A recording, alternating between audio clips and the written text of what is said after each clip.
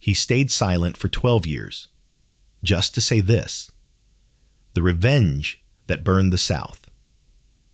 If anyone here knows why these two should not be joined, the minister's sentence didn't finish the way it was supposed to, because a voice came from the back of the parlor that nobody in the Renshaw house had heard in 12 years. "Your Honor," the man in the dark servant's coat said, careful and clear, as if he'd been saving each word like coins in a pocket with a hole in it. He lit the match. For a heartbeat, the room forgot how to breathe. The groom's smile, Pierce Renshaw's practiced, pretty smile that had made judges clap him on the shoulder and ladies blush behind their fans, stayed on his face. A second too long, like it was painted there and drying. The bride's fingers tightened around the bouquet until the stems creaked. The guests did what all powerful people do when something impossible happens in their presence. They searched for a way to make it someone else's fault. Then the whisper began, rippling from pew to pew and damask chair to damask chair. Silent Eli. Mute Eli. The shadow by the door. Eli Harrow. No, Eli Hollis. No, Eli. Just Eli. The servant who'd never spoken a syllable since he was a boy. He stood straight in the doorway with a silver tray in his hands, like nothing had changed at all. Like he'd always belonged in that doorway. Like he hadn't just shattered the most expensive moment of the season with one sentence. Colonel Thaddeus Renshaw rose from the first row so fast his chair scraped, the sound ugly in the polished room. He was dressed in his best blue coat with brass buttons and a white waistcoat so clean it looked newly born. His hair was iron gray at the temples.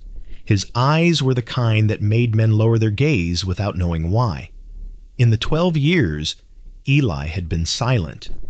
Eli had watched those eyes decide who ate and who didn't, who lived near the kitchen and who lived near the swamp, who got sold and who got kept, who was allowed to keep a child at their breast and who had that child lifted away like a plate being cleared after supper. Now those eyes found Eli and tried to crush him back into the shape he belonged in. "What did you say?" the colonel asked too softly. Eli kept the tray steady. He'd practiced that steadiness when he was young. Practice had been the only thing he could afford. "I said," Eli replied, and his voice didn't tremble, not even a little. He lit the match. Pierce laughed. An easy laugh, a confident laugh, and for an instant the guests clung to it like a rope thrown into deep water. "You all see," Pierce said, turning half toward them, half toward his father, as if the room itself were his juror. "The house Negro has taken a fit. He's had fits before. I never had fits," Eli said. The laugh faltered, not because of the words, but because of the calm beneath them. Eli's tone was not the tone of madness. It was the tone of someone reading a verdict. The bride's father, Judge Amelia Harrow's father, Judge Silas Harrow, a man whose hands had signed laws with the same neatness he used to slice ham, leaned forward. "You know this servant?" the judge asked the colonel. And now there was a crack in his authority. The crack was small, but cracks in porcelain always spread. "He is property," Colonel Renshaw snapped, "and property does not interrupt a wedding." Eli finally lifted his eyes off the tray and looked at the minister. "Ask him," Eli said gently, "about the Red School." The words fell like a stone dropped into a well. Not loud, not dramatic, just heavy enough that you could feel it traveling down. The judge's expression changed. It wasn't recognition yet, not fully. It was something worse. The memory of a rumor he'd once believed beneath his dignity to repeat. "The Red School," the judge echoed, as if testing it on his tongue. Pierce's smile slipped now. Only a little, but Eli saw it. Eli saw everything. "That little shack?" Pierce said quickly. "An accident years ago. A lantern knocked over.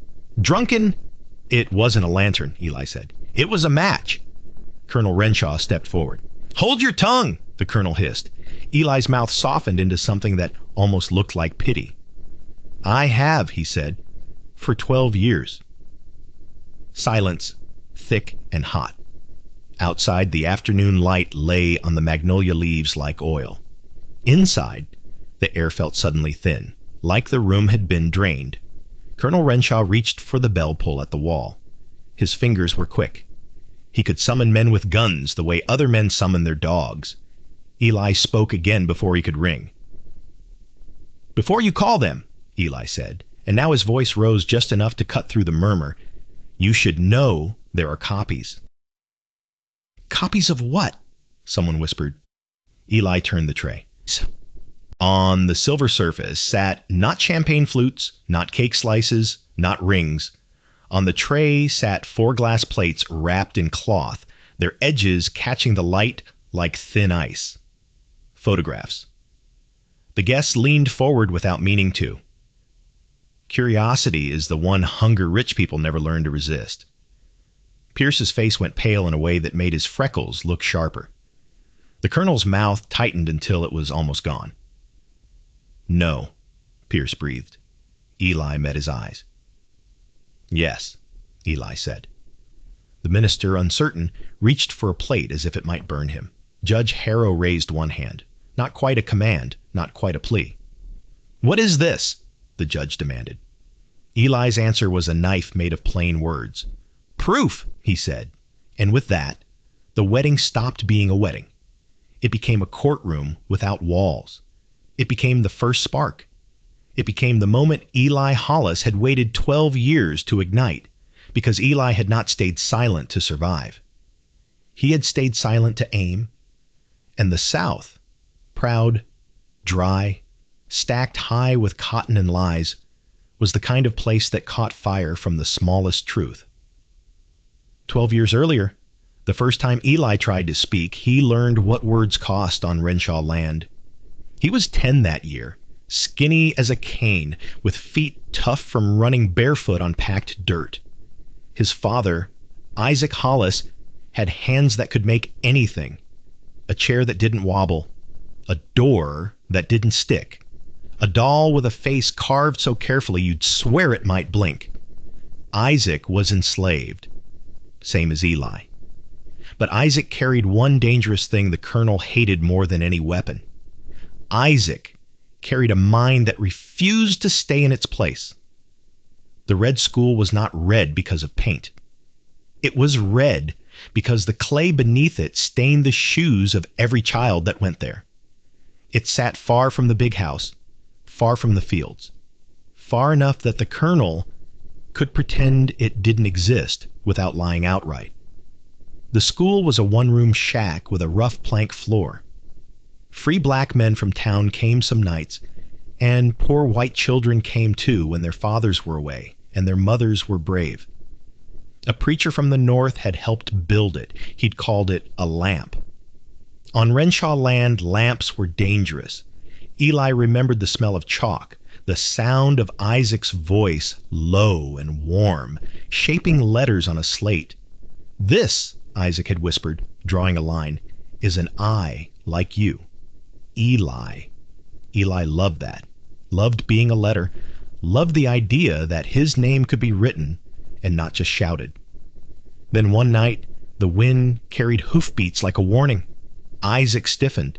The preacher from the north, Mr. Alden, with his soft hands and stubborn eyes, put a finger to his own lips. The door banged open. Men filled the doorway, silhouettes against lantern light, white men in rough coats. One of them held a torch. Another held a rope. A third held a bottle that smelled like sharp spirits. And behind them, in the doorway, where the darkness pooled, Colonel Renshaw himself stood like the law wearing a man's skin. Eli couldn't breathe. The colonel's gaze swept the room and landed on the slate, the chalk, the children. "Teaching them?" the colonel asked the preacher, voice quiet with fury. The preacher didn't flinch. "Teaching them what you fear," he said, "that they are human." The colonel smiled then, not Pierce's pretty smile, something colder. "You ever seen how quick dry wood goes?" the colonel asked, as if discussing weather. Then he looked straight at Isaac. "You did this?" he asked. Isaac's jaw tightened. His eyes flicked toward Eli, toward the children, toward the door. Isaac made a choice in that flicker. Eli saw it. He didn't understand it yet, but he felt it in his bones. Isaac stepped forward. I built it, Isaac said. Eli's mouth opened, ready to say, no, Papa, no, because Isaac had built it, yes, but not alone. The colonel's hand rose slightly. One of the men grabbed Isaac. The rope came up. The bottle poured. The torch moved. The preacher shouted something. Eli never remembered what. Eli only remembered the heat. Isaac twisted, fought, and for a second, his eyes met Eli's. Not fear, instruction. Then the torch hit the wall. Flame ran across the dry planks like it had been waiting there all day. The children screamed. Eli froze, the way rabbits freeze when the hawk's shadow crosses them.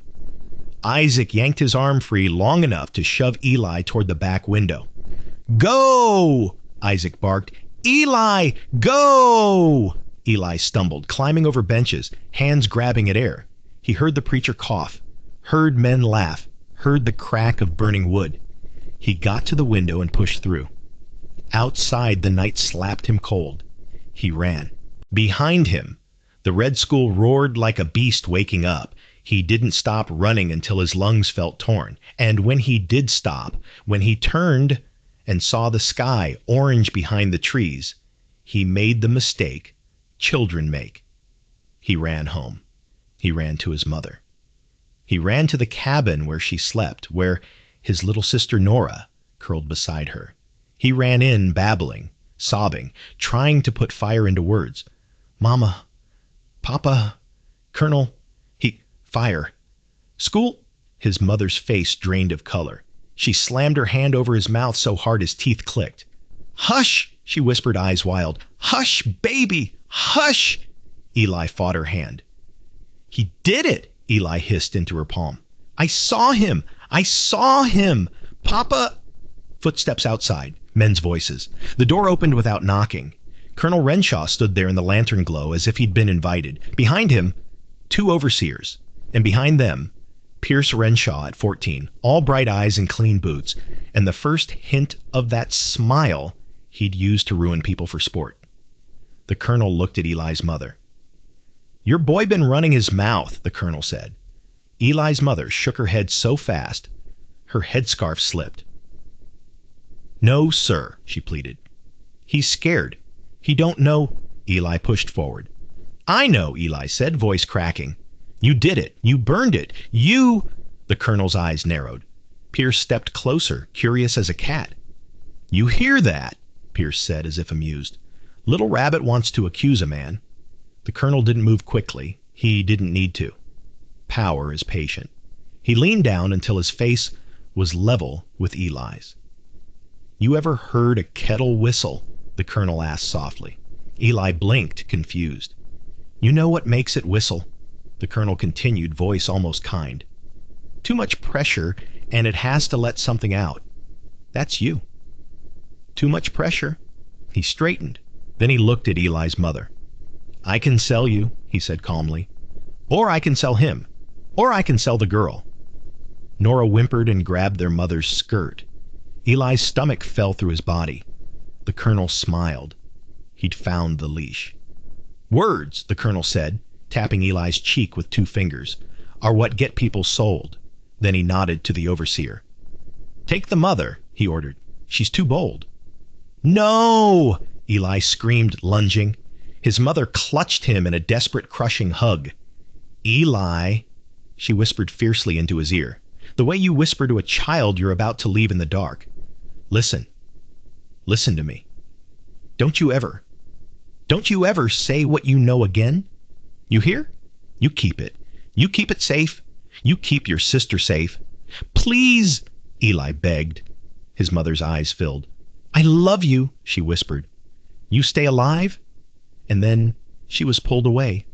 Eli tried to follow. Pierce tripped him with his boot. Eli hit the dirt. Pierce crouched, smiling sweetly. Quiet now, Pierce murmured. Or I might convince Father the girl should go too, Nora sobbed. Eli's throat closed like a fist had grabbed it from inside. He swallowed the words he wanted to throw like stones. He swallowed them until his silence became a habit. A habit became a shield. A shield became a weapon. Because on Renshaw land, a boy with words was easy to kill. A boy without words was easy to forget. And forgotten boys can stand in doorways for 12 years while men confess around them. They called Eli silent within a month. At first, people assumed grief had taken his tongue.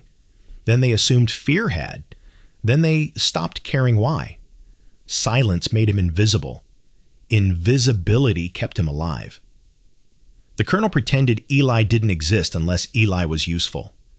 Pierce treated Eli like a piece of furniture that occasionally got kicked.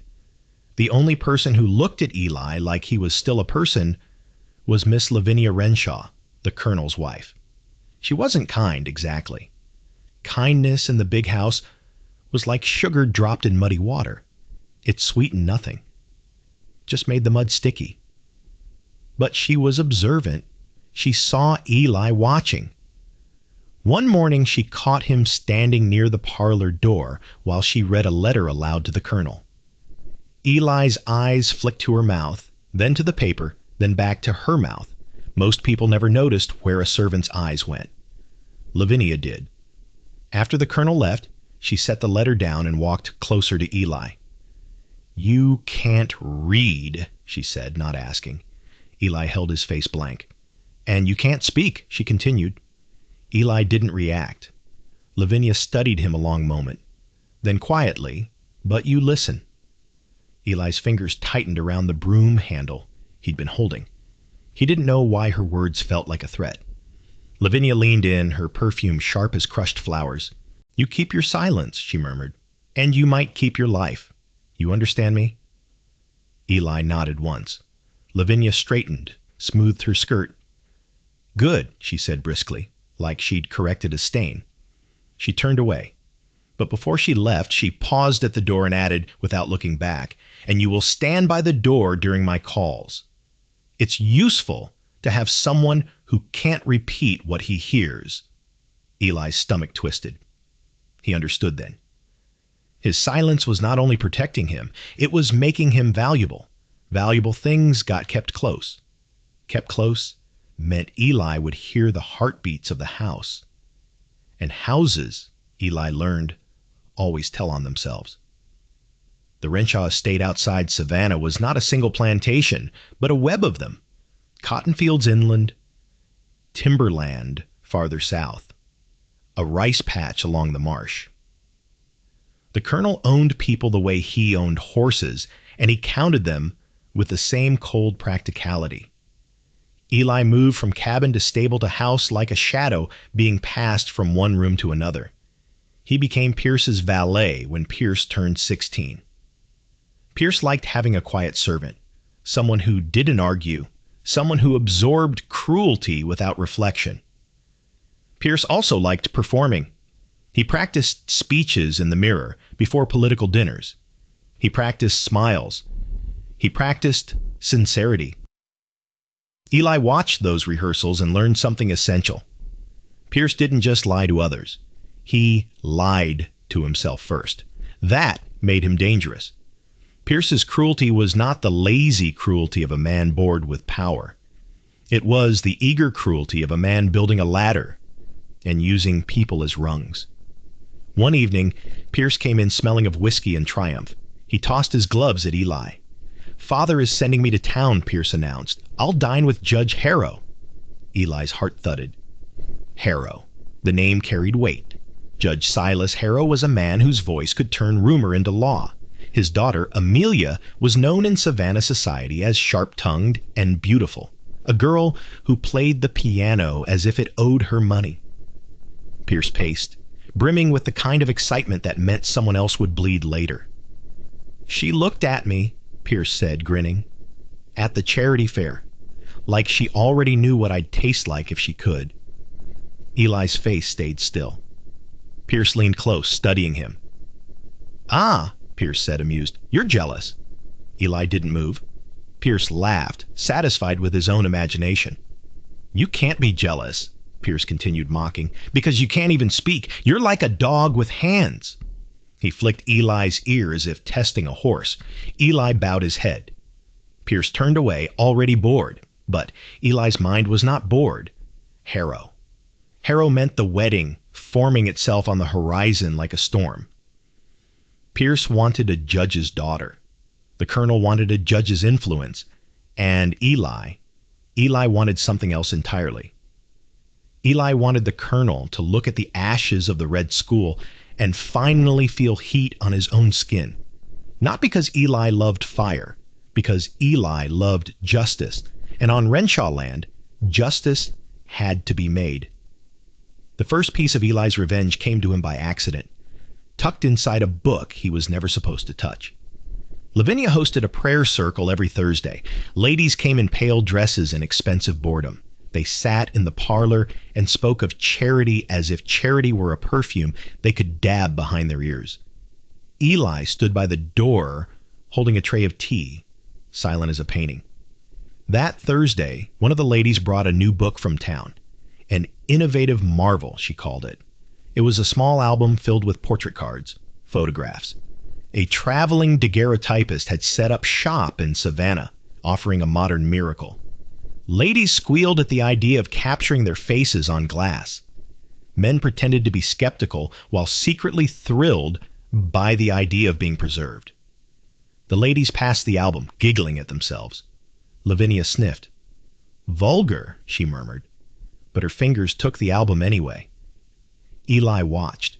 The portraits were eerie, faces caught too still, eyes too bright, as if the soul had been surprised. Pierce's portrait was there already, of course. Pierce always wanted to be first at being remembered. Lavinia flipped pages, then suddenly froze. A portrait card slid out from between two pages and fluttered to the floor.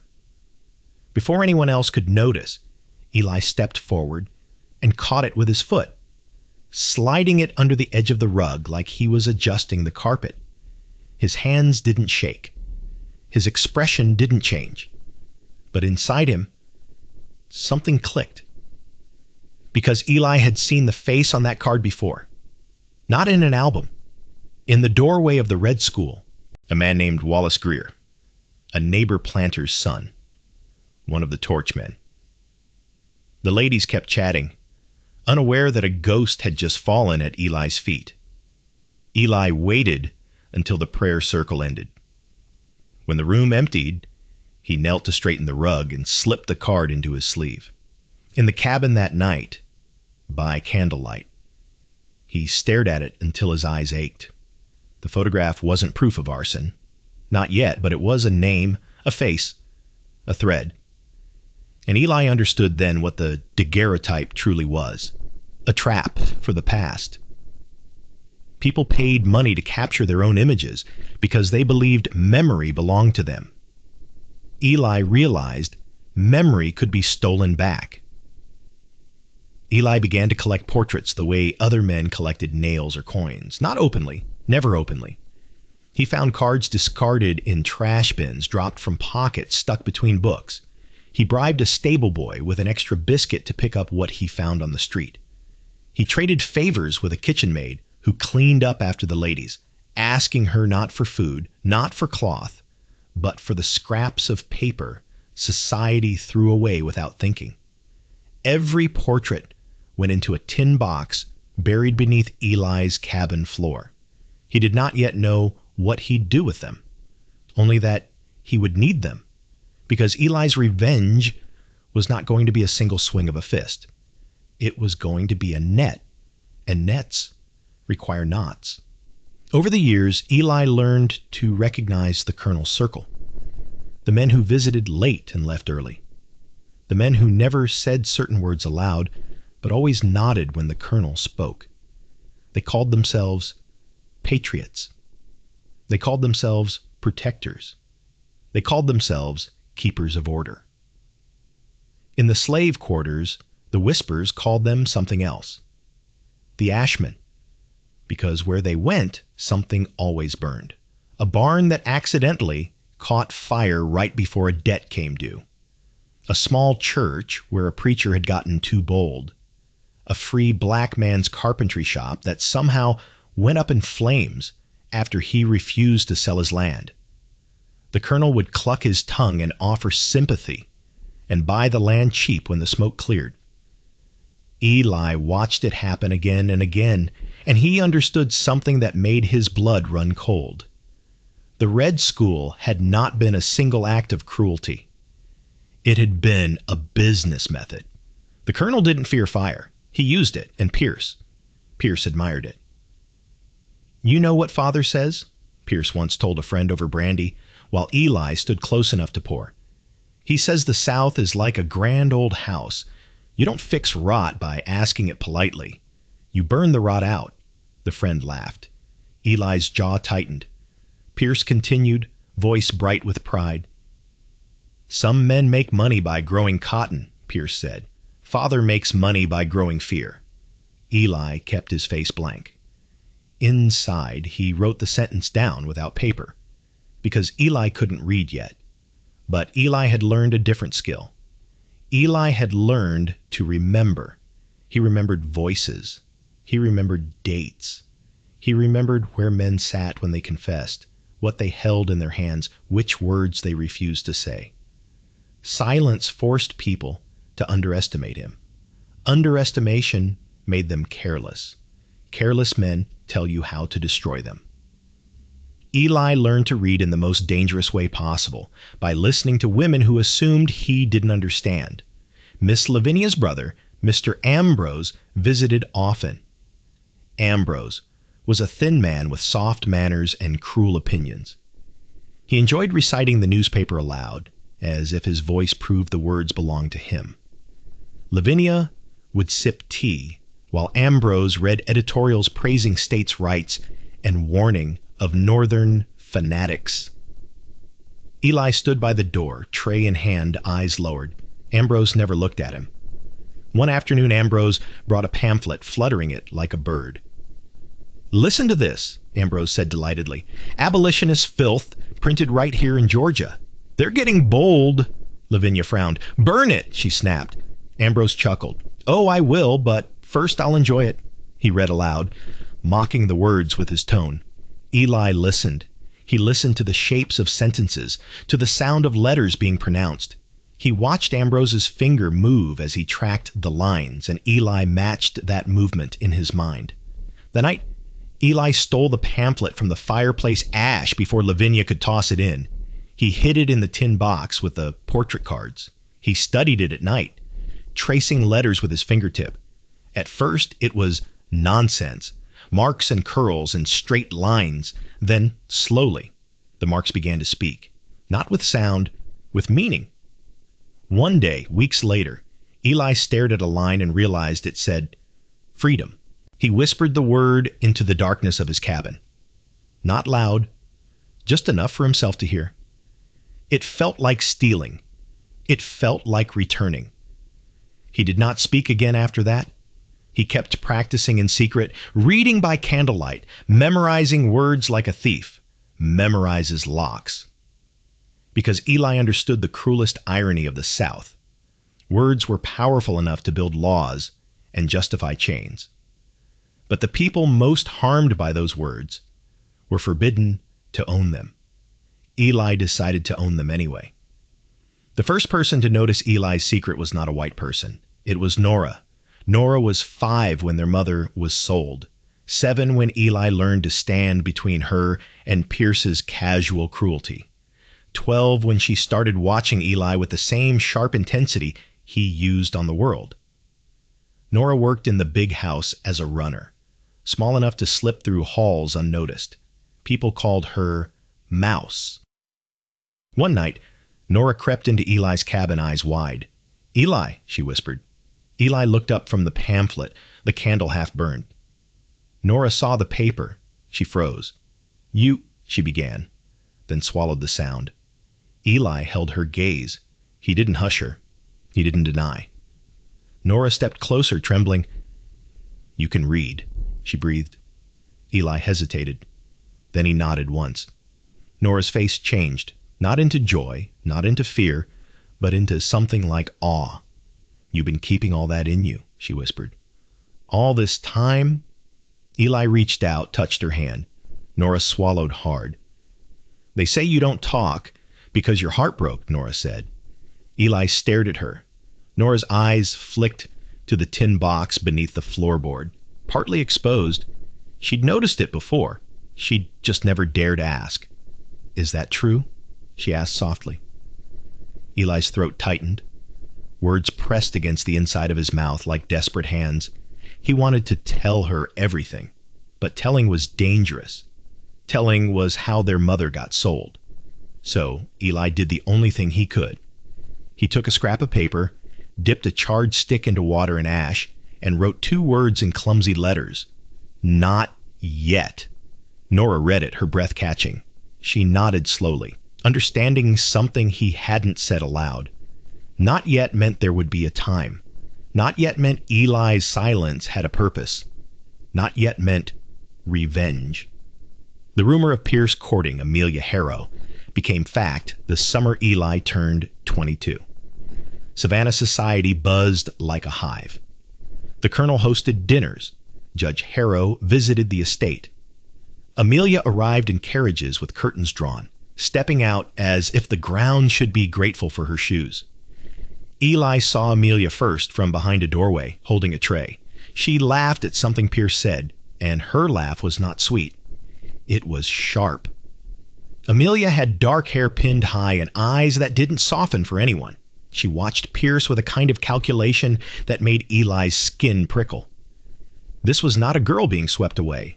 This was a girl choosing a weapon. Pierce, for his part, loved the chase. He loved feeling like a conqueror, even when the conquered was holding the map. Eli saw how Pierce adjusted his posture near her, how he softened his voice, how he performed gentleness.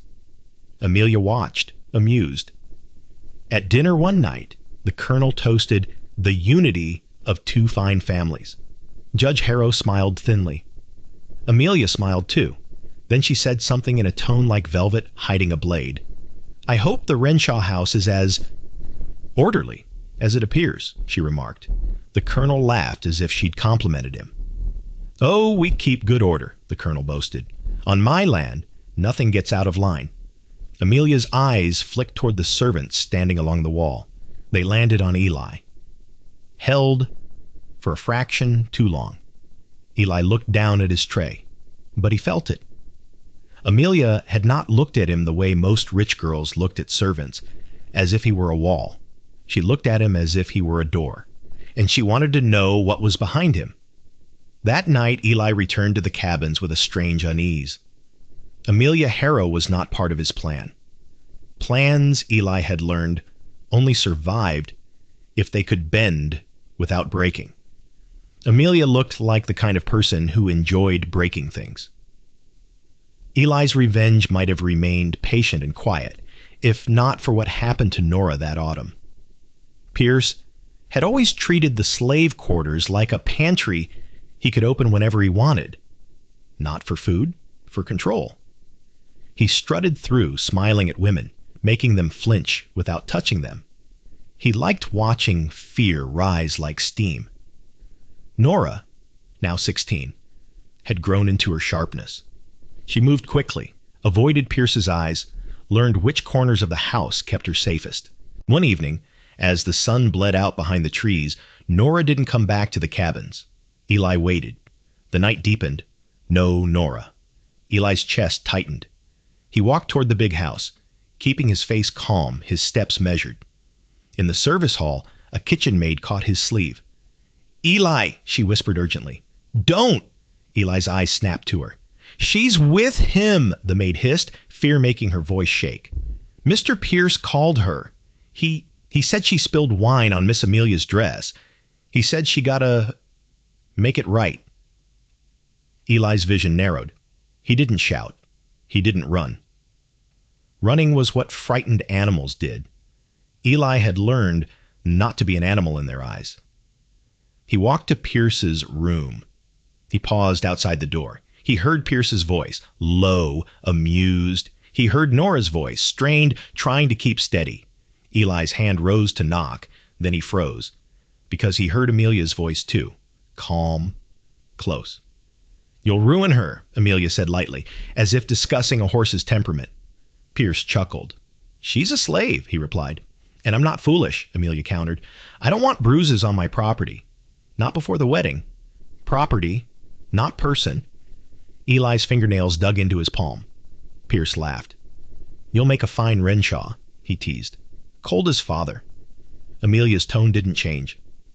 "I'll make a fine Renshaw because I know what men like you do when no one watches," she replied.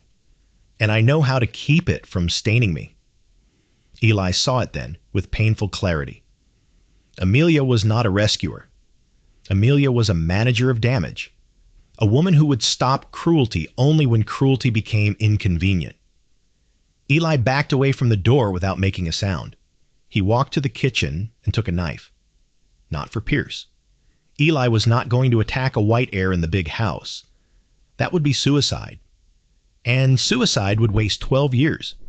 He used the knife to cut the strings of a sack of flour.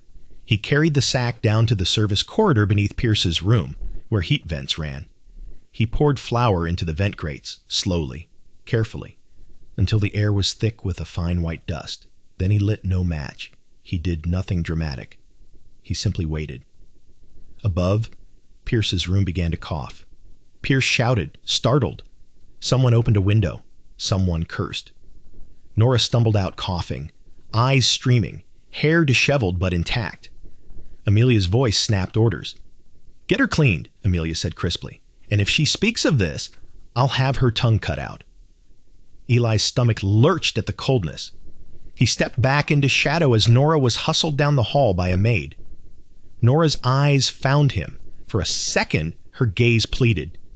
Eli wanted to speak, but he didn't. Not yet. He touched 2 fingers to his own chest, then pointed toward the floor, toward the tin box hidden beneath the cabin boards. Nora's eyes widened, understanding. Eli's silence wasn't only revenge, it was protection. He would burn them with truth. But first, he would gather enough truth that when it burned, it couldn't be stomped out. The wedding date was set for early spring 1861, and the South, like a man drunk on his own pride, began to boast louder. Talk of secession swelled. Toasts became sharper. Men spoke of war as if it were a parade, not a grave. The colonel hosted a gathering of prominent men, planters, merchants, politicians, in his smoking room. Eli stood in the corner, refilling brandy, face blank, ears open. They spoke freely because Eli was mute. They spoke of defending our way of life. They spoke of northern aggression. They spoke of keeping the Negro in his place. Then Wallace Greer, the man whose portrait Eli had stolen from the prayer album, laughed and said something that made Eli's spine go cold. "You remember the Red School?" Greer chuckled. The room laughed too, the laughter of men sharing a private joke. The colonel's smile was thin. "That little problem?" someone asked. Greer leaned back, pleased with himself. "Thaddeus handled that neat," Greer said. "A few sparks, a little smoke, and suddenly folks stopped getting ideas." The colonel lifted his glass. "I did what was necessary," he said calmly. Eli's heart hammered so loud he thought the room might hear. Pierce, flushed with drink, grinned. "Father says the South needs more fire," Pierce said proudly. "Cleansing fire." The men murmured approval. Greer's gaze slid toward Eli. "Boy," Greer called lazily, "bring me another drink." Eli moved smoothly, poured brandy. Greer watched him with a smirk. "He don't talk, does he?" Greer asked. Pierce laughed. "He doesn't even think," Pierce said. "He's like furniture." Greer reached out and flicked Eli's ear, the same insult Pierce used years ago. Eli didn't flinch. Greer chuckled, satisfied. Then Greer said the sentence that became the second match in Eli's life. "Best thing about a silent one," Greer said, voice thick with arrogance, "is he can't testify." Eli poured the brandy carefully, not spilling a drop. Inside, his mind snapped into focus. Testify. That was it. That was what his silence had been building toward. Without even knowing the word, he would testify. not in a court that respected him, in a court made of society itself, a courtroom where reputations were the law and scandal was the hangman. If the South feared anything more than abolitionists, it feared shame. Eli would give it shame. Eli would give it proof. Eli would give it a story so undeniable it would spread faster than fire. 2 weeks later, the traveling daguerreotypist arrived at Renshaw Estate. His name was Mr. Voss, a thin man with ink-stained fingers and a polite manner that made rich people underestimate him too. He carried wooden boxes and glass plates like they were holy relics. The colonel wanted portraits made of the family before Pierce's wedding, a display of legacy. Mr. Voss set up his camera in the parlor, adjusting lenses, instructing people to hold still. Eli stood nearby, pretending not to care. But Eli cared. Because Eli understood something Mr. Voss did not. This house was full of faces that needed to be trapped, not for vanity, for consequence. During a break, Mr. Voss stepped outside to smoke. He left his box open. Eli moved. He didn't steal plates. Not yet. He simply looked. Inside the box were glass negatives from previous work. Portraits of men in town, merchants, deputies, planters. Eli's eyes scanned them, recognizing faces from the colonel's smoke-filled meetings. Wallace Greer, Sheriff Pruitt, Mr. Ambrose Renshaw, a banker named Maddox, the Ashman. Eli's pulse quickened. Then he saw a plate that made his breath catch. A portrait of a man with northern-cut clothes and a preacher's collar. Mr. Alden, the preacher who had built the Red School, the preacher who had vanished after the fire. Eli's throat tightened. He had never seen Alden's face captured like this. Preserved. Eli stared at the plate, stunned. Mr. Voss's voice came from behind him. "You've got an eye for faces," the daguerreotypist remarked quietly. Eli turned. Mr. Voss stood in the doorway, cigarette in hand, watching Eli without anger. Eli froze, mind racing. If Mr. Voss accused him, Eli could be whipped, sold, killed. Mr. Voss didn't accuse. He stepped closer and lowered his voice. "You're not mute," Mr. Voss said. Eli's body went cold. Mr. Voss tapped his own ear lightly. "I grew up with a brother who stuttered," Mr. Voss said. "I learned how to listen to silence. You're holding words back." Eli stared, calculating. Mr. Voss's eyes were steady. "Why?" Mr. Voss asked softly. Eli wanted to lie, wanted to deny. But something about Mr. Voss felt different, not kind, not safe, but not like the others. Eli reached into his pocket and pulled out a scrap of paper. He wrote 2 words, "Need proof." Mr. Voss read it, eyebrows lifting. "You think these plates can be proof," Mr. Voss murmured. Eli wrote again, faster. "Bad men. Fire." Mr. Voss's expression sharpened. He glanced toward the parlor, where the colonel's laughter floated out, unaware. Then Mr. Voss did something that made Eli's hands tremble. Mr. Voss closed the box. He locked it. Then he slipped the key into Eli's hand. "I don't know what you're planning," Mr. Voss whispered, "and I don't want to know too much, but I do know this. Photographs don't belong to the people who pose. They belong to the truth." Eli's fingers curled around the key like it was a blade. Mr. Voss leaned in. "One warning," he murmured. "Glass cuts both ways." Then he walked back inside, smiling politely, as if nothing had happened. Eli stood in the yard, the key burning in his palm. He had just gained a weapon sharper than any knife, and sharper weapons required steadier hands. Eli's plan grew in layers. First, he needed names tied to faces. Second, he needed faces tied to acts. Third, he needed acts tied to a story rich people couldn't dismiss. Because rich people dismissed suffering every day, but they did not dismiss scandal when it threatened their own.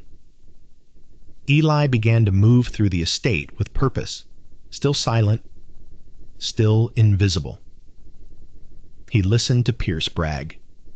He listened to the colonel plot.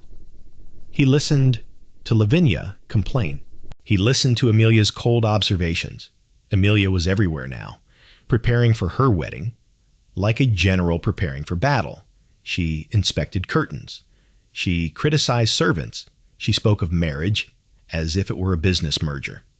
One afternoon, Amelia found Eli alone in the service hall, carrying linens. She stopped him with a tilt of her chin. "You," Amelia said. Eli stood still. Amelia studied him like a puzzle. "You're the silent one," she said. Eli lowered his eyes. Amelia stepped closer. "Do you understand me?" she asked, tone sharp. Eli nodded once. Amelia's lips curved slightly. "So you're not stupid," she murmured. "You're simply contained." Eli said nothing. Amelia's gaze flicked to his hands. Strong hands. Quiet hands. "There's something I want," Amelia said softly, "and I suspect you can help me obtain it." Eli's stomach tightened. Amelia leaned in, voice almost gentle. "My fiancé is careless," she murmured. "Men like him always are. They spill secrets like wine." Eli's face remained blank. Amelia's eyes narrowed with satisfaction, as if she liked talking to someone who couldn't interrupt. "I intend to be secure," Amelia continued, "and security requires knowledge. I want to know what Pierce does when he thinks no one hears. I want to know what Colonel Renshaw does when he thinks God is looking away." Eli's pulse quickened. Amelia smiled. "You see," she whispered, "I'm not sentimental. I do not care about the morality of this house. I care about leverage." Leverage. The word landed in Eli's mind like a coin. Amelia straightened. "You will tell me," she said calmly, as if issuing an order, "what you have seen." Eli looked up, and for the first time, Amelia saw something in his eyes that made her pause. Not fear. Not obedience. Calculation. Eli turned and walked away without a sound. Amelia stared after him, lips tightening.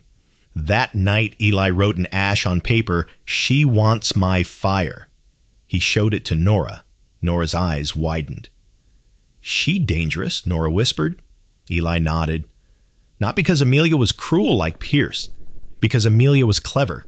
Clever people could help. Clever people could also steal your plan and use it for themselves. Eli wrote, "Use her. Don't trust." Nora swallowed and nodded. The net tightened. Weeks before the wedding, the Colonel hosted a final gathering of the Ashmen. Eli served drinks, steady hands, silent. Men smoked cigars, laughing, confident. They spoke of war like it was a game they were about to win. They spoke of forming militias, of defending property, of teaching Yankees a lesson.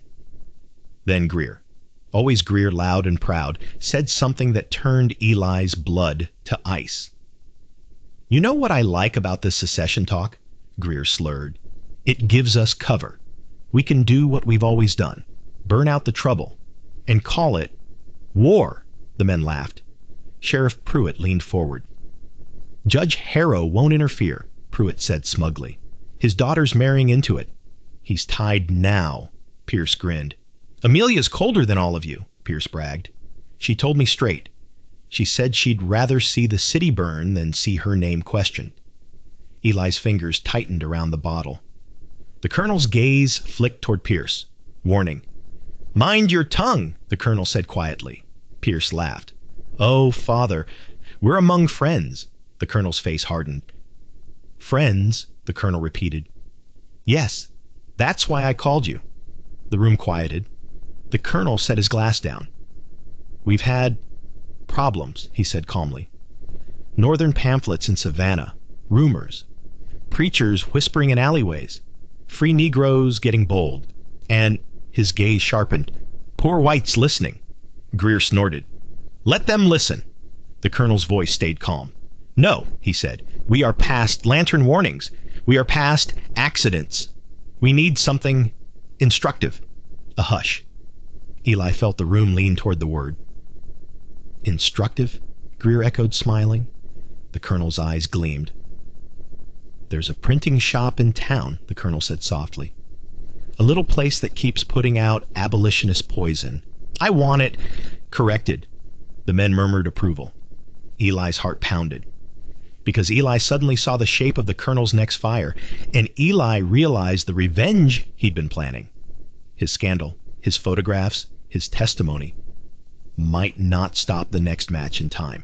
Eli had wanted to burn them with truth, but the colonel was about to burn innocent people with flame. Eli's jaw clenched. Not yet, his old instinct whispered. But Eli's plan was not the only fire in the world now, and some fires couldn't be allowed to start. Eli walked out of that smoke-filled room with a decision hardening inside him like cooling iron. He would not wait until after the wedding. He would not wait until the South chose its own blaze. He would strike first. And the first strike would not be a whip or a knife. It would be a story, launched like a spark into dry grass. Eli went to Mr. Voss that night. He didn't go openly. He went through the backyard, past the stables, to the small shed where Voss kept his equipment. Voss looked up, startled. "You shouldn't be here," Voss whispered. Eli pulled out paper and wrote, "Print shop in town. They will burn it." Voss's face tightened. "Who is they?" Voss asked. Eli hesitated, then wrote one word. "Ashmen." Voss's eyes widened. He glanced toward the big house as if the walls might hear. "You're sure?" he asked. Eli wrote, "Heard it. Wedding soon. War coming. They will hide in war." Voss ran a hand through his hair, shaken. "I'm a photographer," Voss whispered. "Not a hero." Eli wrote slower. "Photos are heroes. If people see." Voss stared at Eli, then at the locked box. "You want me to give you plates?" Voss murmured. Eli nodded. Voss swallowed. Then he unlocked the box. He pulled out several glass plates, portraits of Greer, Pruitt, Ambrose, Maddox, and set them on the table. "You take these," Voss whispered. "But if they catch you," Eli wrote, "they won't. I am silent. They forget me." Voss's mouth tightened, as if the sentence hurt him. Eli added another line. "I will make them remember." Voss stared at that, then slowly nodded. "There's a man in town," Voss whispered. "A printer. Not the one you're talking about, another. He does handbills. Quiet. He's sympathetic." Eli's breath caught. A sympathetic printer could mean copies. Copies meant safety. Eli wrote, "Name." Voss hesitated, then scribbled on paper, "Thomas Klein. Dock Street." Eli took the paper carefully as if it were a fuse. Then he paused. He looked at Voss. Voss frowned. "What?" Eli wrote one more line, the most dangerous thing he'd ever admitted. "Red school. My father died." Voss's face softened, grief and anger flashing. "You've been holding that," Voss whispered. Eli wrote, 12 years. Voss swallowed, eyes shiny. "What are you going to do?" Voss asked softly. Eli stared at the plates. Then he wrote the sentence he hadn't dared even in his own mind until now. "I will testify, and the South will burn from shame." Voss's eyes closed briefly. "God help you," he whispered. Eli didn't write God. He wrote, "Help my sister." Voss nodded quickly. "I will," he whispered, though neither of them knew how. Eli left with the plates wrapped in cloth under his coat. Glass against his ribs, truth against his heart. On the day Eli went into Savannah with Pierce's carriage, he carried more than Pierce's boots and gloves. He carried a packet of portraits. He carried the names of the Ashmen. He carried the memory of the Red School's flames in his lungs. Pierce didn't notice. Pierce never noticed what he didn't value. Pierce talked the entire ride about Amelia's dowry, Amelia's connections, Amelia's ambition. "She's going to make me governor one day," Pierce bragged. Eli's hands held the reins steady. Pierce leaned forward, voice gleeful. "And then," Pierce whispered, like sharing a lover's secret, "I'll make sure every abolitionist in this state learns what fire feels like." Eli's stomach tightened. Pierce grinned, drunk on his own future. "You know what Amelia said to me last night?" Pierce murmured. She said, "If the North wants to lecture us, then let them choke on smoke." Pierce laughed. Eli didn't. They reached Dock Street. Eli parked the carriage where Pierce instructed and watched Pierce stride off toward a tailor. Eli waited until Pierce was out of sight, then he moved. He slipped through alleyways, keeping his posture like a servant on an errand, not a man with rebellion under his coat. He found Thomas Klein's shop by the smell of ink and damp paper. Inside, Klein looked up, startled to see a black servant enter alone. "What do you want?" Klein asked cautiously. Eli pulled out the paper Voss had given him and slid it across the counter. Klein's eyes flicked over it, recognition sparking. "You're Voss's friend," Klein murmured, studying Eli. Eli nodded once. Klein's gaze sharpened. "You can't speak," Klein assumed, voice lowering. Eli hesitated. Then carefully, in a whisper so quiet it almost didn't exist, Eli said, "I can." Klein froze. Eli watched the man's face, the fear, the calculation, the moral struggle. Eli leaned in. "They will burn a printing shop," Eli whispered. "Soon. They call themselves Ashmen." Klein's face drained. "You're sure?" Klein breathed. Eli nodded. Klein swallowed hard. "Why tell me?" Klein asked, voice shaking.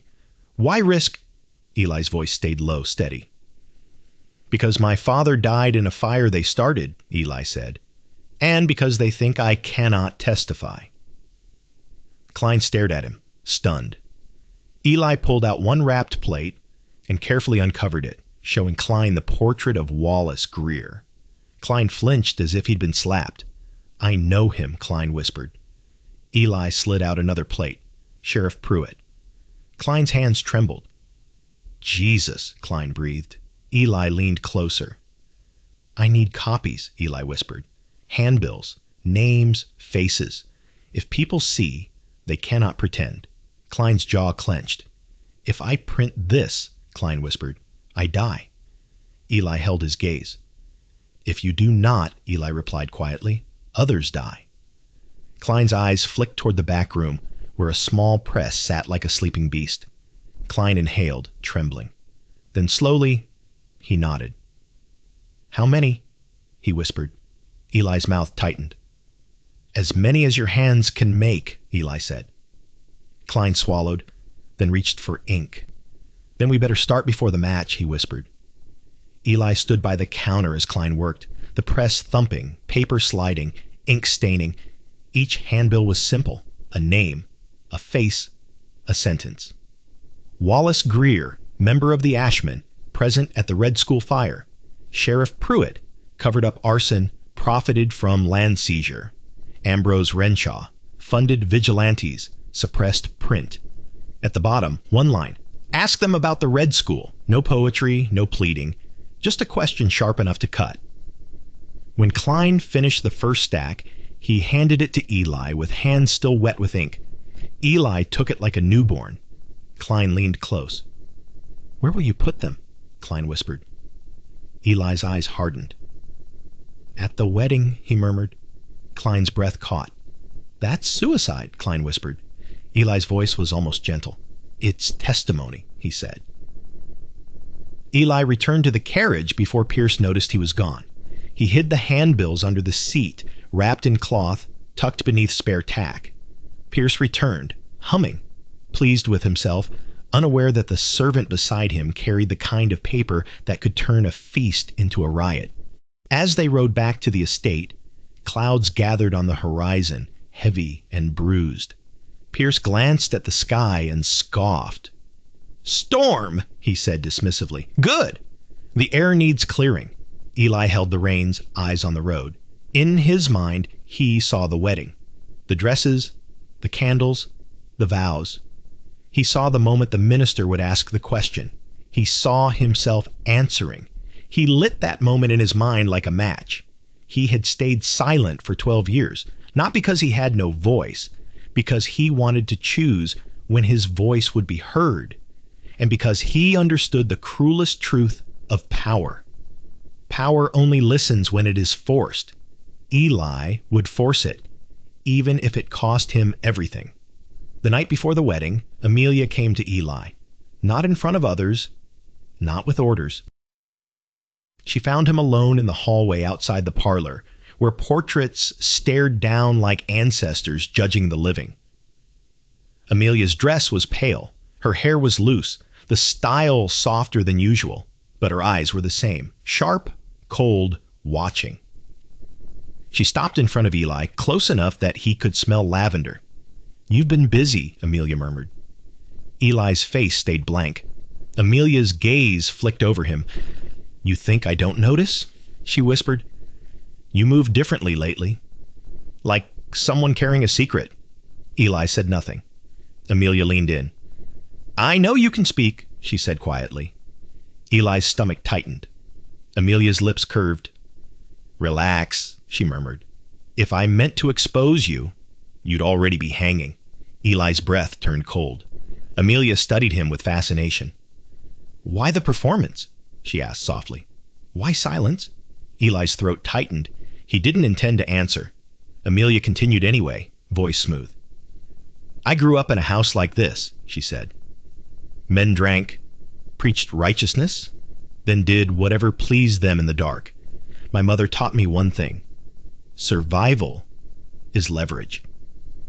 She touched the wall lightly, as if feeling the house's pulse. "I thought marrying Pierce would give me leverage," Amelia whispered. "But Pierce is a child, a cruel child. He cannot hold power. He only enjoys it." Eli's eyes flicked to her face. Amelia noticed. "That caught your interest," she murmured. "You think I'm confessing." She smiled faintly. "I'm not confessing," she whispered. "I'm negotiating." Eli's heart thudded. Amelia leaned closer. "I want you to tell me what you know," she murmured. "Because if you know something dangerous, I want to be on the winning side of it." Eli's jaw tightened. Amelia's eyes narrowed. "You don't trust me," she said. Eli didn't deny. Amelia inhaled slowly. "Then let me offer you something," she whispered. Eli stayed still. Amelia's voice dropped. "After tomorrow," she murmured, "Pierce will be my husband, and Colonel Renshaw will be my family. If you strike at them, you strike at me." Eli watched her carefully. Amelia continued, tone calm. "I do not mind being struck," she said softly, "as long as I am not struck blindly." Eli's fingers curled. Amelia's gaze hardened. "If you're planning what I think you're planning," Amelia said quietly, "then you should know this. Shame is not enough to kill men like them." Eli's pulse quickened. "They survive shame," Amelia whispered. "They turn it into anger. They turn anger into violence." Eli swallowed. Amelia stepped back slightly, eyes cold. "So," she said, "if you want them to fall, you need more than scandal." Eli held her gaze. Amelia's lips curved again, almost amused. "You need something that forces the world to choose," she murmured. "Something that makes even their friends step back." Eli's mind raced. Amelia leaned close and whispered the sentence that felt like a key turning. "Give the North a story it can't ignore," she breathed. "And give the South a secret it can't survive." Eli stared at her. Amelia straightened. "Think about my offer," she said calmly. "Tell me what you know and I can help you aim it." She turned to leave, then paused. "And Eli," she murmured without looking back, "if you fail tomorrow, they will not just kill you." Her voice became a whisper like ice. "They will burn everyone you love." Then she walked away, her footsteps soft on the floor. Eli stood still, heart pounding. Amelia had just threatened him, or warned him, or both. Eli didn't know. But he knew one thing with terrifying clarity. He was no longer the only person playing with matches. That night, Eli went to Nora. In the cabin, Nora sat by candlelight, hands clenched. Eli showed her the stack of handbills, the portraits, the photographs wrapped in cloth. Nora's eyes widened, fear and awe mixing. "You gonna do it," she whispered. Eli nodded. Nora swallowed hard. You sure? She asked, voice shaking. Once you talk, you can't take it back. Eli stared at her. He reached for paper and wrote, Papa, Mama, Red School. Nora's eyes filled with tears. She nodded slowly. You gonna say it, Nora whispered. You gonna say the thing? Eli's throat tightened. He wrote the sentence. He lit the match. Nora read it and her face hardened. That's your truth, she whispered. Eli nodded. Nora's hands trembled. You think they'll listen? She asked softly. Eli wrote, They will if everyone hears. Nora stared at him, then whispered, And if they don't? Eli's jaw tightened. He wrote one more line. Then the war will. Nora shivered. Outside, the wind picked up, rattling the trees. Eli sat beside his sister, silent again, his voice saved for morning. He didn't sleep. He stared at the ceiling and listened to the plantation breathe. He listened to distant laughter from the big house, the sound of rich people celebrating a future they believed was guaranteed. Eli listened and felt something unfamiliar settle in him. Not fear, not hatred, clarity. He was going to step into a room full of powerful people and set a fire made of words. And once that fire started, it would spread beyond him. It would spread into Savannah, into Georgia, into the South itself. Because the South was already soaked in the oil of its own cruelty. It only needed one spark. Eli intended to be that spark. Morning came bright and cruel. The Renshaw estate blossomed with activity. Servants ran. Ladies fussed. Men drank early. Amelia wore white like a blade wrapped in silk. Pierce wore black like a preacher pretending to be holy. The parlor was filled with flowers and perfume and the hum of expectation. Eli stood by the door, dressed in a dark servant coat, tray in hand. He could feel the handbills hidden beneath his shirt, folded flat against his chest. He could feel the glass plates wrapped and tucked under the tray cloth. Truth against silver. Fire against polish. The guests arrived in waves. Judge Harrow took his place, face stern. Colonel Renshaw sat proud, jaw set. Lavinia watched everything with tight eyes. Amelia stood at the front, calm as stone. Pierce smiled like he was already king. The minister began. Words floated through the air like doves. Love, honor, union. Eli listened, numb. Then the minister reached the moment. If anyone here knows why these two should not be joined. Eli stepped forward. The tray gleamed. The room turned toward him slowly, like a predator turning its head. Eli opened his mouth, and for the first time in 12 years, he spoke to the world. Your Honor, Eli said clearly, voice steady, he lit the match. The room froze. Then Eli did not stop, because stopping would let them recover. Eli's voice cut through the parlor like a knife. He was there, Eli said, eyes on Pierce. The night the Red School burned. The night my father died. The night you decided fire was easier than truth. Pierce's smile trembled. What is this? Pierce snapped, too loud. He's insane! Judge Harrow rose halfway from his chair. The Red School was an accident, Harrow barked, though his voice lacked conviction. Eli turned his tray and lifted the first glass plate. Accidents don't pose, Eli said quietly. He held the plate out. The minister recoiled, then took it, eyes widening as the light caught the image. A face emerged on glass. Wallace Greer. Mouth smirking, eyes blank. The minister stared, horrified, as if he'd seen a ghost. Eli lifted another plate. Sheriff Pruitt. Another. Ambrose Renshaw. Eli's voice remained calm. These men, Eli said, letting the words fall with weight, call themselves patriots. They call themselves protectors. In the quarters, they are called ashmen, because wherever they go, something burns. A murmur spread like dry leaves shaking. Greer, sitting near the back, lurched up. You filthy, Greer began. Eli's eyes snapped to him. You told him I couldn't testify, Eli said softly, and his calm made it worse. You were wrong. Greer's face twisted with rage. Colonel Renshaw surged to his feet. "Seize him!" the colonel roared. Servants by the wall flinched, uncertain, torn between fear and something else, something they hadn't felt in a long time. Choice. Eli spoke louder, voice carrying. "There are handbills in this room," Eli declared. "Under chairs, behind fans, in pockets." The guests startled, glancing around instinctively. Eli's voice sharpened. "Because copies exist," he said.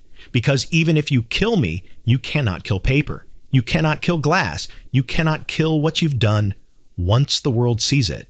Amelia's eyes narrowed, interest burning. Judge Harrow's face turned pale. "Pierce," the judge demanded, voice cracking, "is this true?" Pierce's mouth opened. No words came. Colonel Renshaw shoved toward Eli. "You will die for this," the colonel hissed. Eli met his eyes. "Not before you do," Eli replied quietly. Then Eli did the most dangerous thing of all. He said his father's name. "My father was Isaac Hollis," Eli said, voice steady. "He built a school because he believed children deserved letters. You burned it because you feared what letters become. You feared testimony." The judge's face changed. Recognition flickered. "I remember," Judge Harrow whispered, stunned. "There was talk. Years ago." Greer lunged forward. Eli stepped back. Trey held like a shield. Then Nora moved.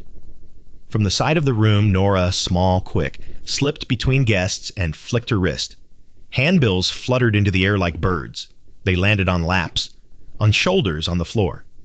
Guests gasped, reaching, reading, names, faces, accusations, questions. "Ask them about the Red School." The room erupted. Men shouted. Women screamed. Chairs scraped. Judge Harrow snatched a handbill, eyes scanning, lips parting in horror. "This is," he began. Colonel Renshaw roared. "Lies!" But the problem with lies printed in ink is that they force an answer. Amelia stepped forward, voice like a whip. "Is it a lie, Colonel?" she asked sharply. "Or is it merely inconvenient truth?" Colonel Renshaw glared at her, shocked. Amelia's mouth curved.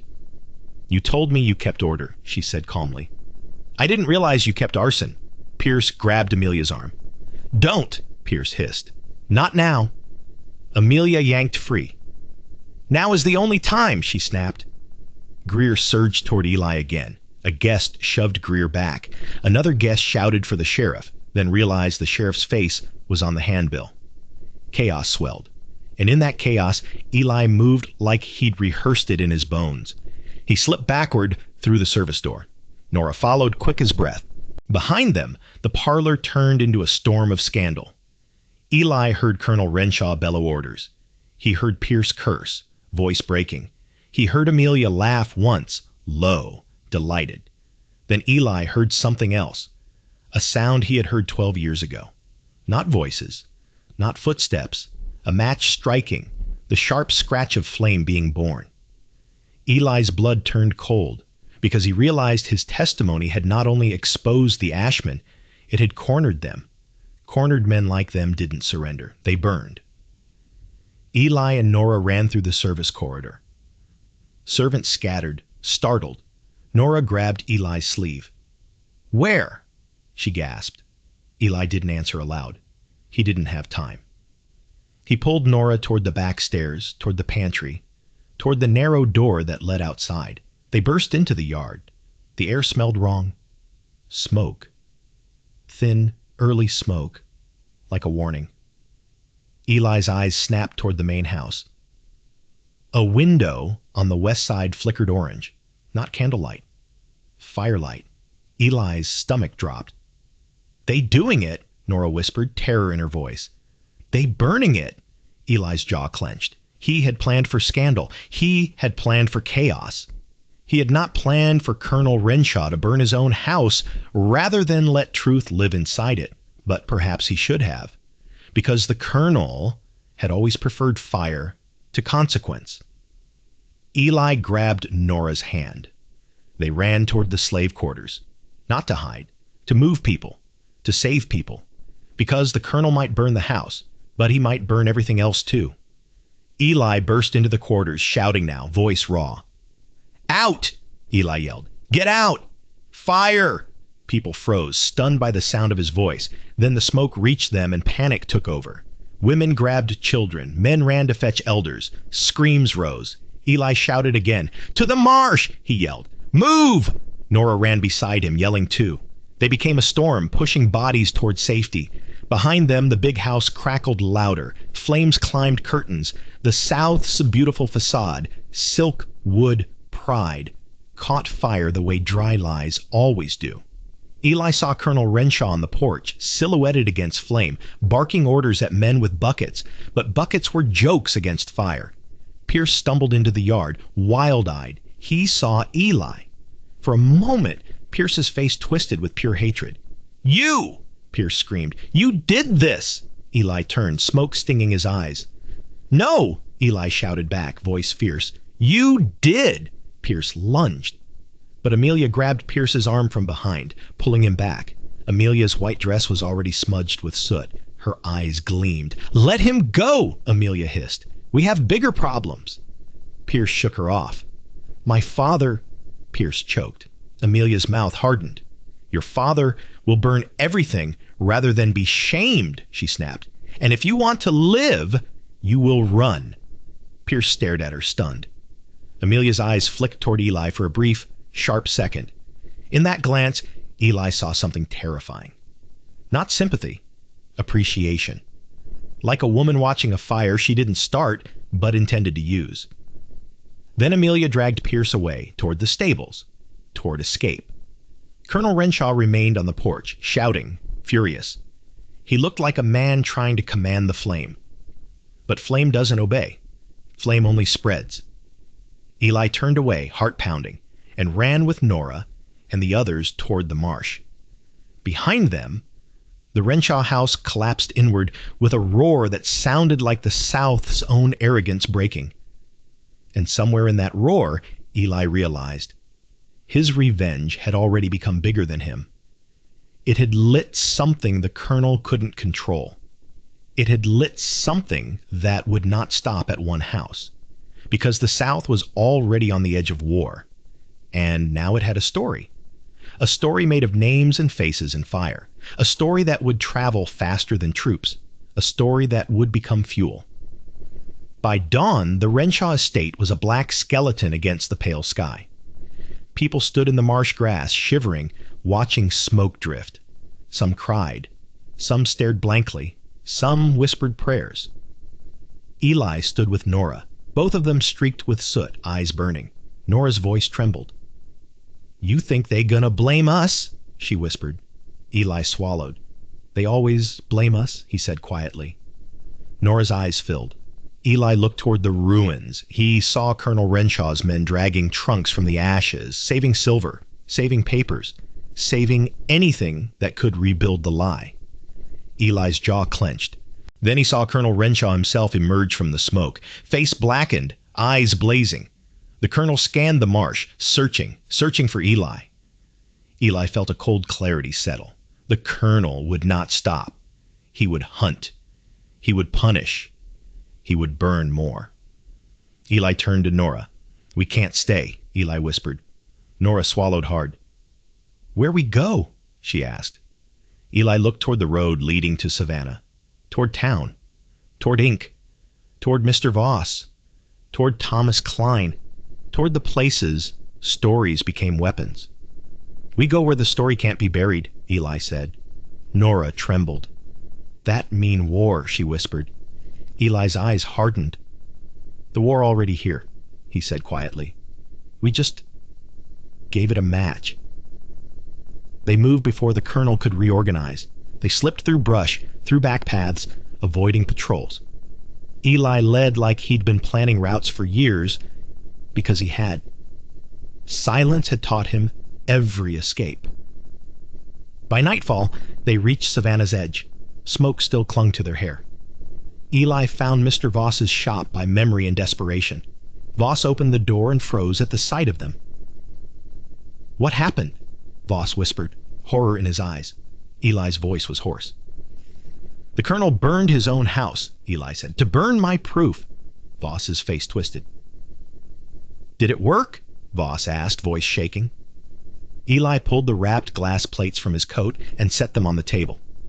No, Eli said. Voss exhaled, relief and rage mixing. Eli then pulled out a handbill, ink-smudged but readable, and set it beside the plates. Voss stared. My God, Voss whispered. You did it. Eli's eyes were tired. I testified, Eli said quietly. Voss swallowed hard. And now? Voss asked. Eli looked out the window toward the city, toward the river, toward the distant sound of men arguing politics like it was a game.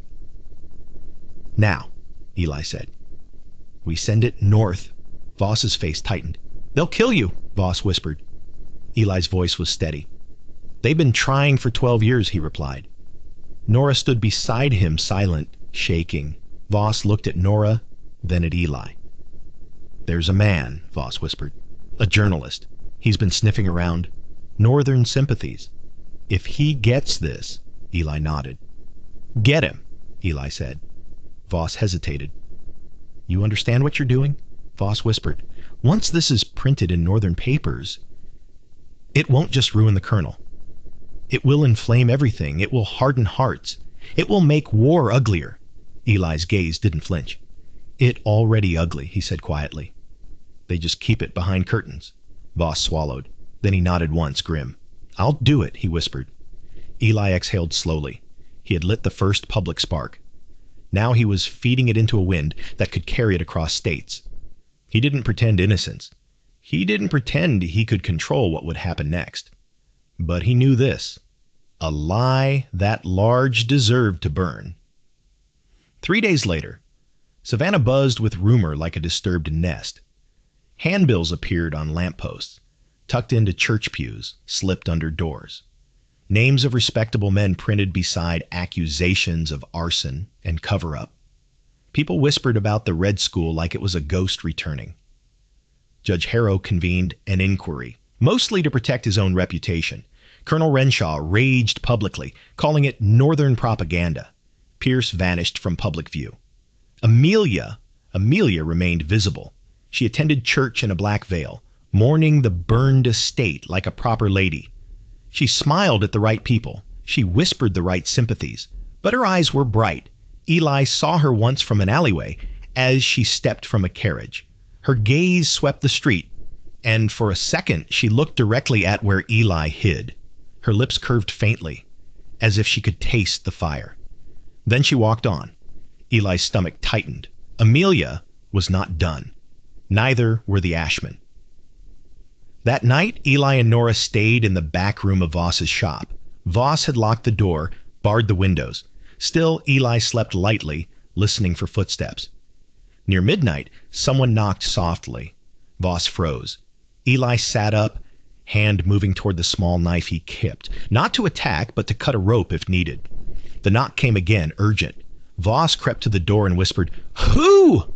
A voice answered low. "Thomas Klein, open up before they see me." Voss unbarred the door quickly. Klein slipped inside, face pale, ink stains on his fingers. "They're coming," Klein whispered, breathless. "Sheriff Pruitt's men. They've been asking questions. About handbills. About you."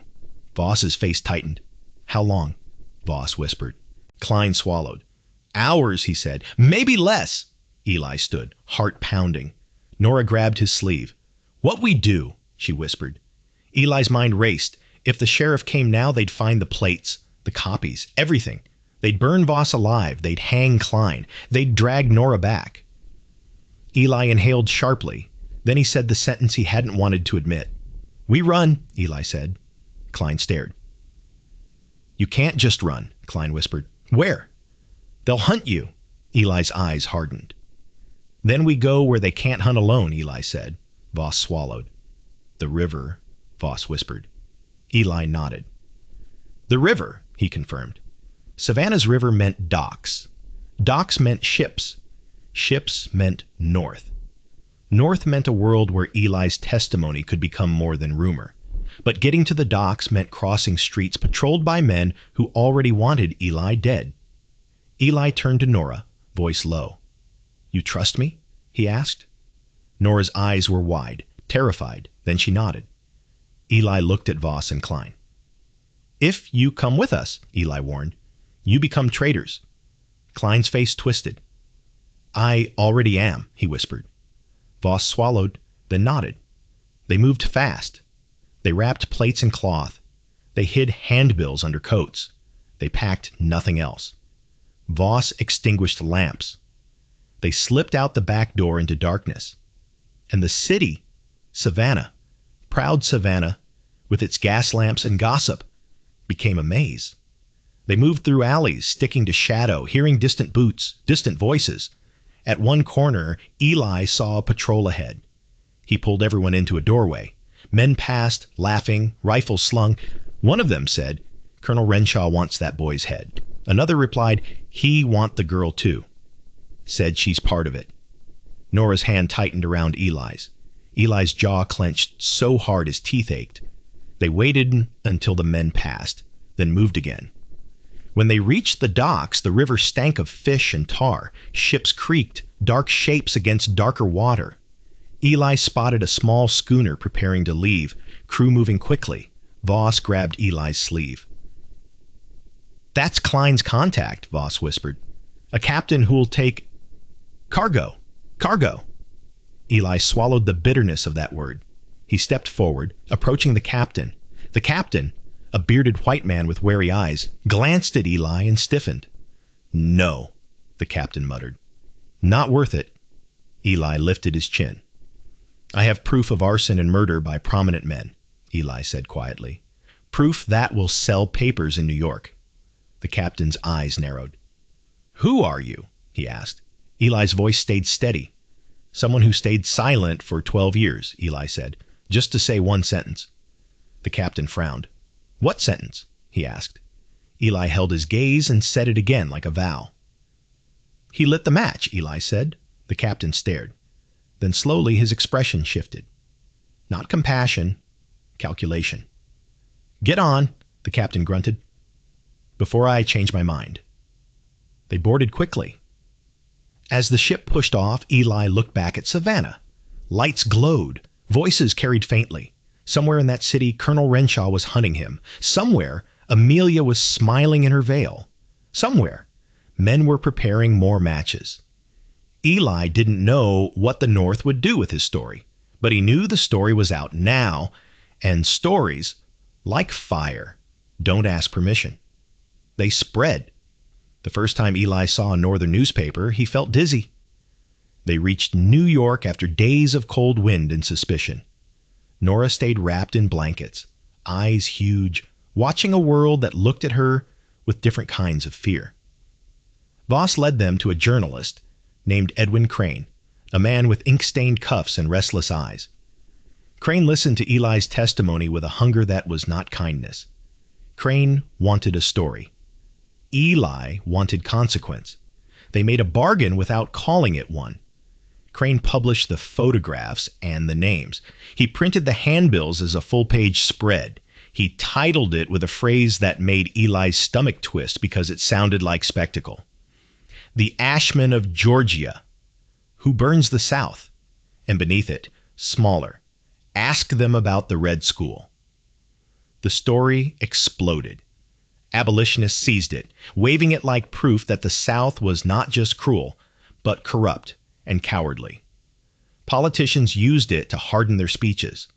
Men who had hesitated about war read it and felt their hesitation scorch away. In Savannah, Judge Harrow was forced to distance himself from Colonel Renshaw publicly. He called for investigations, though everyone knew investigations in the South meant burying. Colonel Renshaw denied everything, calling it northern lies. But denial is harder when glass shows your friends' faces. Pierce tried to salvage himself by volunteering for a militia, wrapping his cruelty in patriotism. Amelia wrote letters north under a false name, offering her own perspective, positioning herself as the reasonable Southern lady caught among extremists. Eli read one of Amelia's letters in the paper and felt cold. Because Amelia didn't deny the arson. She reframed it. She wrote about necessary measures and protecting civilization. She used Eli's fire as a torch to light her own path. Eli's jaw clenched. He realized then he had set fire to a forest, and other people were using that fire for their own warmth. But even that couldn't undo what mattered most. The South was being watched now, and watched men make mistakes. Within months, war began. The first shots did not sound like justice. They sounded like thunder. Eli and Nora moved through northern cities like fugitives, never safe, always aware that southern money could hire northern hands. Voss and Klein went into hiding. Crane kept publishing, growing famous on Eli's testimony. Eli didn't care about fame. He cared about one thing: making sure Colonel Renshaw and the Ashmen faced something they couldn't bribe. War was not justice, but war was consequence with teeth. Eli volunteered as a guide for Union forces when they moved southward. He didn't carry a gun at first. He carried knowledge. He knew Georgia roads. He knew who was who. He knew which men in uniform had once held torches. He identified them from memory and glass. One day, a Union officer brought Eli a stack of captured letters from a Southern courier. Eli flipped through them and froze. A familiar signature: T. Renshaw, Colonel Thaddeus Renshaw. The letter was addressed to someone in South Carolina. Eli read it slowly, feeling his pulse hammer. The colonel wrote of traitors and northern lies, and a black devil who dares speak. Then the colonel wrote something that made Eli's blood go cold. He mentioned Nora by name. He wrote that he would retrieve the girl and make an example. Eli's jaw clenched. The colonel was not merely fighting a war now. He was hunting revenge. Eli folded the letter carefully and handed it back to the officer. "I need to go to Savannah," Eli said quietly. The officer frowned. "You're not a soldier," the officer said. Eli's eyes hardened. "I'm a witness," Eli replied. "And the man who burned my father is still lighting matches." The officer hesitated, then nodded. "You can guide us," he said. "But you understand what will happen to that city." Eli swallowed. He understood. Union campaigns in the South often meant destruction. Rail lines torn up, supplies seized, plantations abandoned, cities scarred. The phrase "burned the South" was not poetry. It was policy, strategy, retaliation, desperation, and cruelty all tangled. Eli did not romanticize it, but he also did not pretend the South had been gentle before it faced flame. He had seen the South burn schools for teaching children letters. He had seen it burn churches for preaching humanity. He had seen it burn lives quietly, daily, without smoke. Now the smoke would be visible, and the visibility mattered. When Eli returned to Georgia with Union troops in 1864, the land looked like a wound. Fields were abandoned. Houses were boarded. People moved like ghosts. Eli's stomach twisted as memories surged. Trees, roads, marsh smell, the taste of fear in hot air. They approached Savannah from the outskirts, and Eli felt his hands tremble for the first time in years. Not from fear of death, from fear of returning to the place where his silence was born. Union officers asked Eli about the Renshaw estate. Eli told them it had burned years ago. But the colonel was not the kind of man to remain without a house. Men like him always rebuilt, even if they rebuilt on theft. Eli guided the troops toward a new property outside the city, a smaller estate purchased quietly after the scandal, funded by friends, desperate to keep the colonel's secrets contained. As they approached at dusk, Eli spotted lantern light in the windows. His pulse hammered. He saw men moving, armed men, likely militia. And then he saw a figure on the porch. Colonel Renshaw, older now, thinner, but the posture was the same. A man convinced the world owed him obedience. Eli's throat tightened. The Union officer beside him asked, "That him?" Eli nodded once. The officer studied Eli. "You want to confront him?" the officer asked quietly. Eli's jaw clenched. He had imagined killing the colonel 1,000 ways over 12 years. But killing was not the revenge he'd chosen. He wanted something else. He wanted the colonel forced to face what he'd done. To be exposed not as a proud Southern patriarch, but as an arsonist hiding behind honor. Eli inhaled. "I want him to hear me," Eli said. The officer frowned. "Hear you?" Eli's eyes hardened. "He thinks he silenced me," Eli said quietly. "I want him to know he failed." The officer hesitated, then nodded grimly. "We'll take him," he said. Eli watched as Union troops moved forward, surrounding the property. He heard shouts. He heard gunfire crack in the distance. Not close enough to describe, but close enough to make the night feel brittle. Colonel Renshaw stepped onto the porch, shouting orders. Then he saw the Union uniforms. His face tightened. He looked around, calculating escape. His eyes scanned the darkness. They landed on Eli. For a second, the world narrowed to that glance. The colonel's eyes widened, not with fear, but with recognition. And beneath recognition, rage. Eli stepped forward into lantern light. He didn't hold a gun. He held only his voice. Colonel Renshaw pointed at him like Eli was a stain. "You!" the colonel hissed, voice thick with hatred. "You brought them!" Eli's voice was calm. "You brought them," Eli corrected. "Every time you lit a match." Colonel Renshaw's lips curled. "You think you're righteous," the colonel snarled. "You think the North is righteous? They burn too." Eli didn't deny.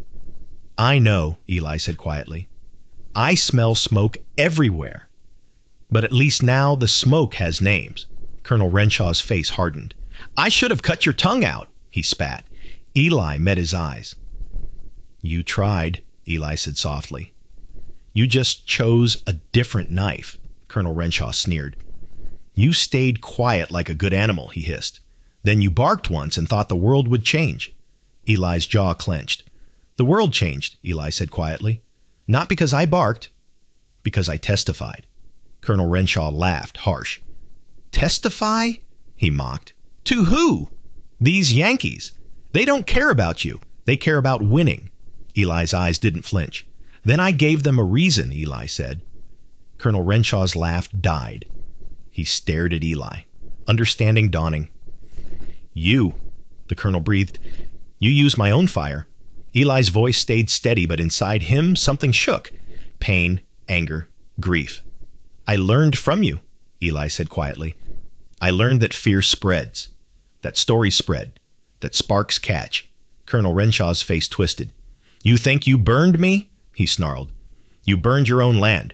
You burned your own people." Eli swallowed. He thought of cabins, fields, towns scarred.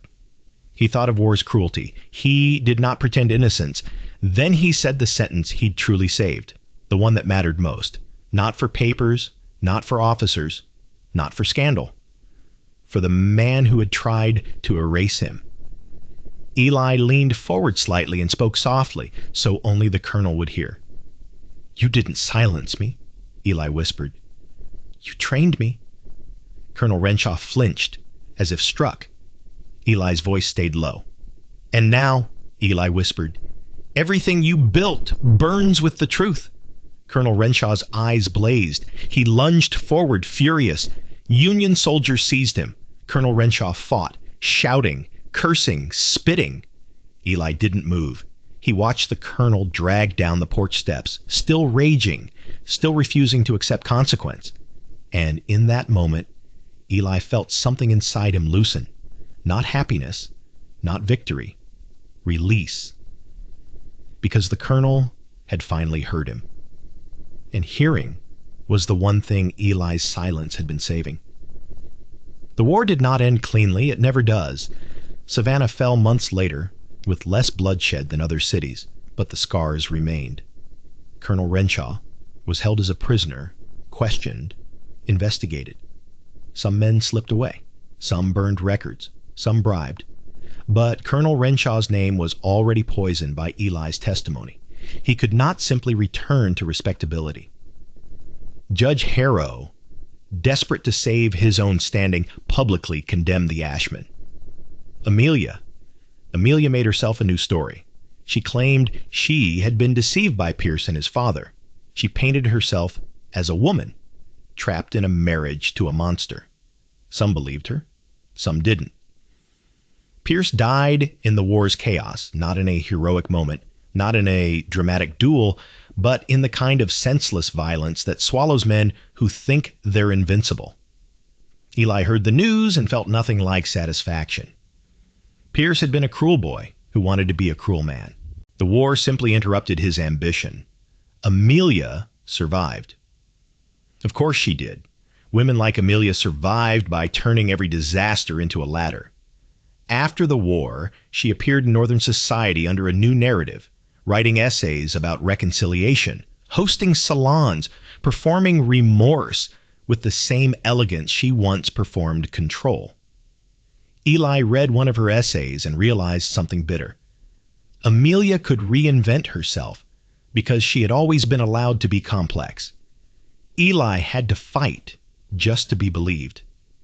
Still, Eli did not regret speaking, because his words had done what whips and knives never could. They had forced eyes open. They had turned private cruelty into public fact. They had made the South's rot visible. And visibility is a kind of burning. Years later, when the war was over and the South lay bruised, Eli returned to the place where the Red School had been. Not because he wanted to live there again, because he needed to stand on the ground where his silence was born. The forest had grown back. Nature always grows back. That's what makes it cruel and beautiful. But the soil still held memory. Eli stood in the clearing with Nora beside him. Nora was older now, her eyes still sharp. She had survived because Eli had moved before fire could reach her. They stood in the quiet, listening to wind in leaves. Nora's voice was soft. "You think Papa knew?" she asked. Eli swallowed. "Knew what?" he asked. Nora looked at him. "That you'd do all this," she whispered. "That you'd burn them with words." Eli stared at the ground. He thought of Isaac Hollis's hands, carving, building. He thought of Isaac's eyes the night of the fire, not fear but instruction. Eli's throat tightened. "I think," Eli said slowly, "Papa knew silence can be louder than shouting." Nora nodded, tears slipping. Eli reached into his pocket and pulled out a folded piece of paper. It was old now, creased, worn. On it, in Eli's clumsy early writing, were two words, "Not yet." Eli looked at it, then at Nora. "I've been living in not yet my whole life," Eli murmured. Nora's voice trembled. "And now?" she asked. Eli folded the paper carefully and tucked it away. "Now," he said softly, "I talk when I need to." Nora stared at him, then smiled faintly through tears. "You think you done," she whispered. Eli looked out at the trees, at the sky, at the land that had been soaked in cruelty long before war made smoke visible. He exhaled. "I don't know," he admitted quietly, "but I know this." Nora waited. Eli's gaze hardened with the same calm that had carried him into the wedding parlor. "I stayed silent for 12 years, Eli said softly, "just to say one sentence." Nora whispered, "He lit the match." Eli nodded. "And once the sentence existed," Eli said, voice steady, "it didn't belong to me anymore." Nora swallowed. "It belonged to everyone who ever smelled smoke and pretended it was nothing," Eli continued. "It belonged to every child who ever got told they didn't deserve letters." Nora's hand found his. Eli squeezed it. "The South burned," Eli said quietly, "because it was stacked with dry lies. I didn't make the lies. I just brought the spark close enough." They stood in silence. Not the silence of fear, but the silence of two people who had survived a world that tried to erase them. The wind moved through the trees like a whisper. Eli didn't speak again for a long time. He didn't need to, because somewhere far away, in cities and towns and ruined plantations, people were still repeating his sentence. Not as gossip, as memory, as warning, as testimony. He lit the match, and the South, whether it admitted it or not, could never pretend it hadn't felt the heat.